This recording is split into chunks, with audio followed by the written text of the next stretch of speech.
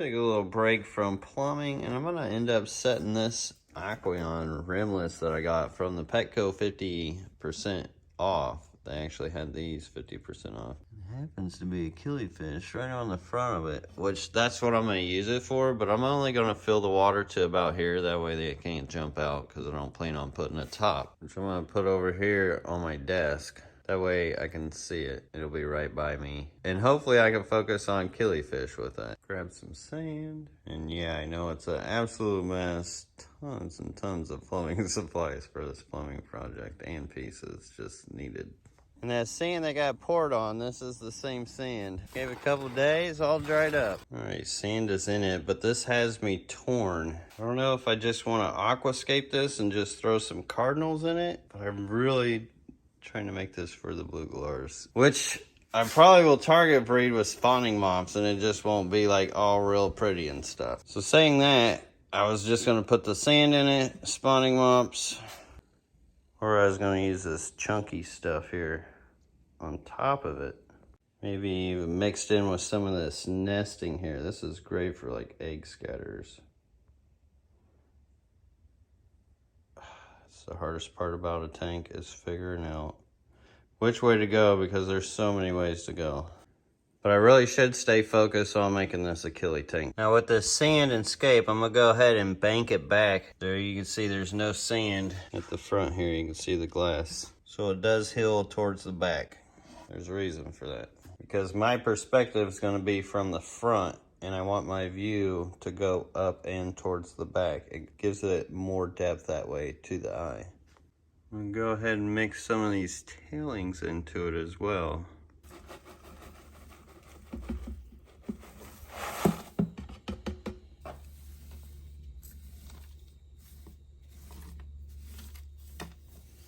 About an inch or so of this stuff.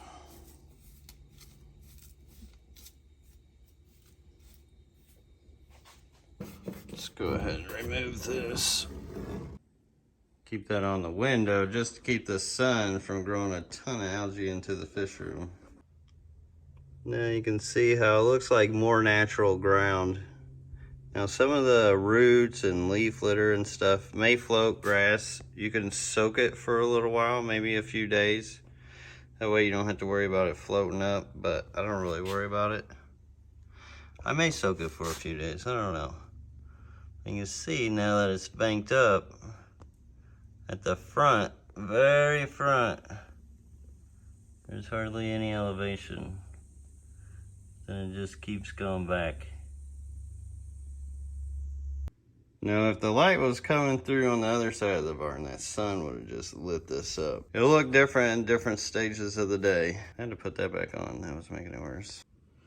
I think I'm gonna let this soak, waterlogged for a couple days so things don't float up as much. So I'm just gonna put water into about here. Kickstart this, we're just gonna get water out of this nice dirty tank here. That way you'll get the biology kicking.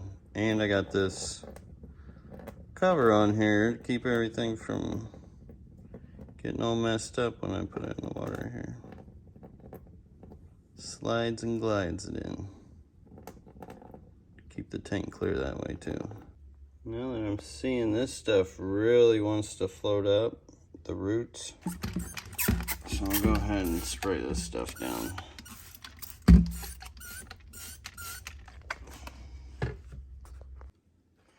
Because the whole trick of that is to get the surface water tension to surround all the floating stuff. That way it'll waterlog it quicker and helps weigh it down.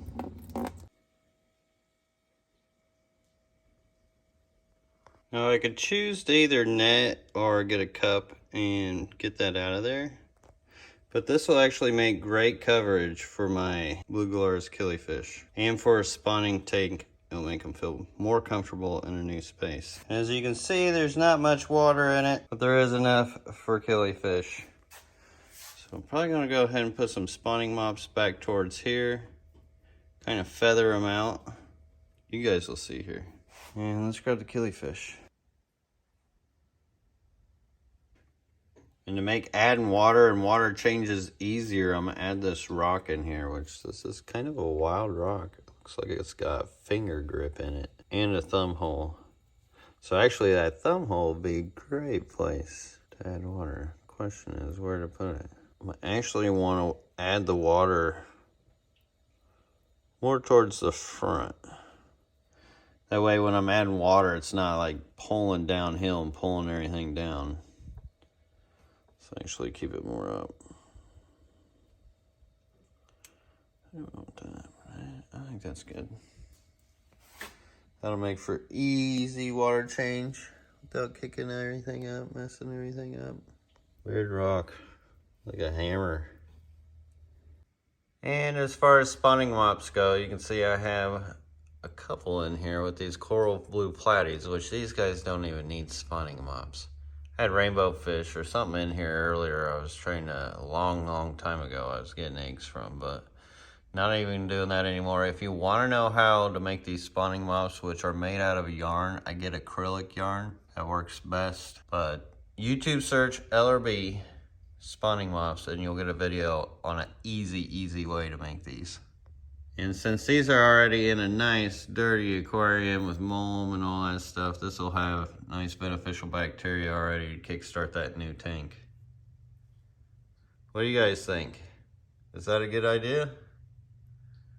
I think they agree. How about you guys? Alright, spawning mops are in, and they are tied to a rock. You can tie it like a wine cork or a rock. Rock if you want to sink, wine cork or something if you want it to float. I think I could get some braiding on like the edges and stuff with eggs, but it would be really hard to see in here. I think I'm gonna go ahead and add a little more water. I'm gonna get it to about here. Because with this floating stuff, like I mentioned, it'll be good top coverage for them, make them feel safe and comfortable in there. This pore hole is awesome. It comes back up like a spring head.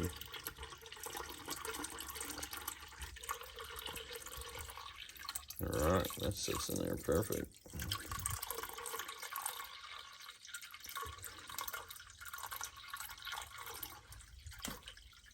And that'll be plenty. Now they can't jump out, and it's plenty deep enough for breeding for them.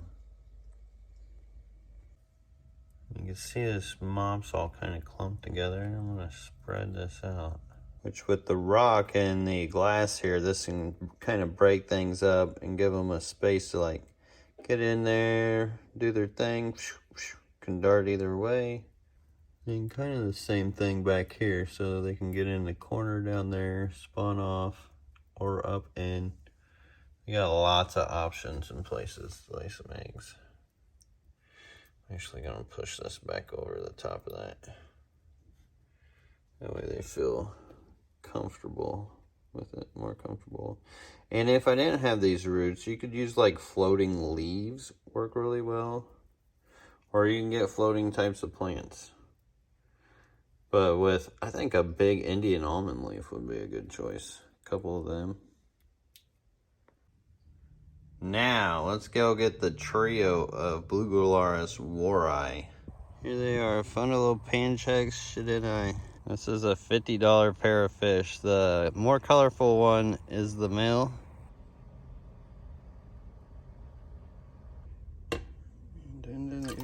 And in they go.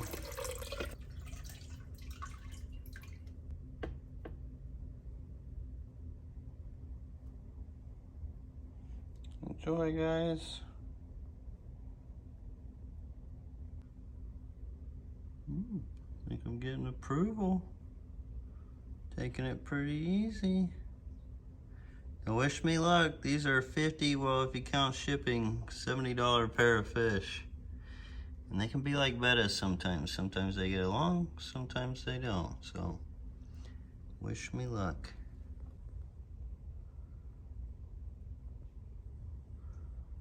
Scoping it out. I'm gonna give them a little while, get used to it. Then I'll give them some food.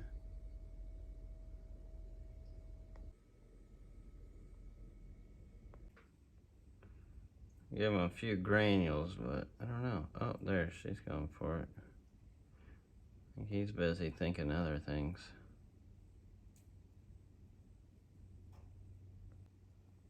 You know what I should give them though?